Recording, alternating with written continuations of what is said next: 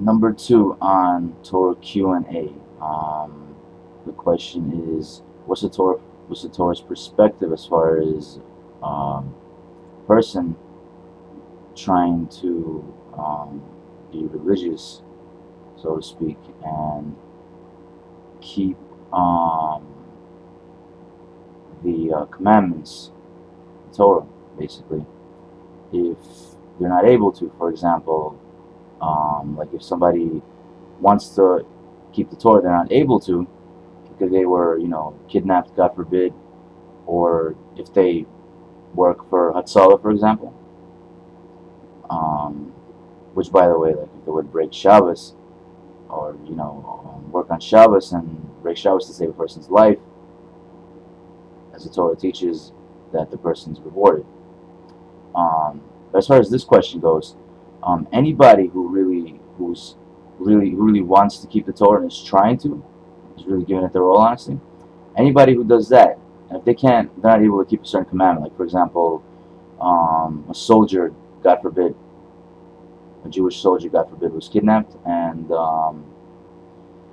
he didn't have tefillin to put on, for example. So, which is a commandment, and as we all know, by the way, all the laws and everything is an extraction from the commandment.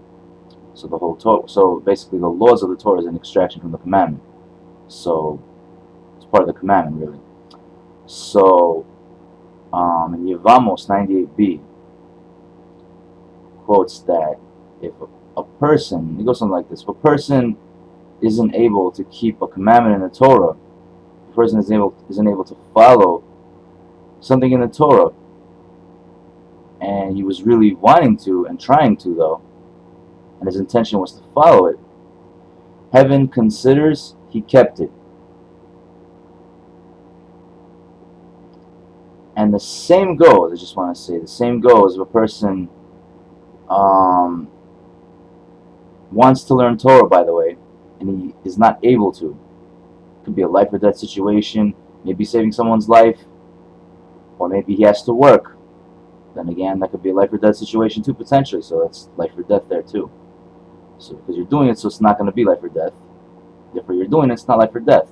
If you're not, it's life or death, potentially, in the long run. Meaning, it might end up causing you bad things. I'm not saying all situations, but particularly. I'm talking specifics here anyway. If a person, let's say, wants to learn Torah and he's not able to, like maybe he has to go work and provide the bread for his family, or for whatever reason, anything. The Torah teaches the Torah that if a person wants to learn Torah and he's not able to, it's as if he's learning Torah.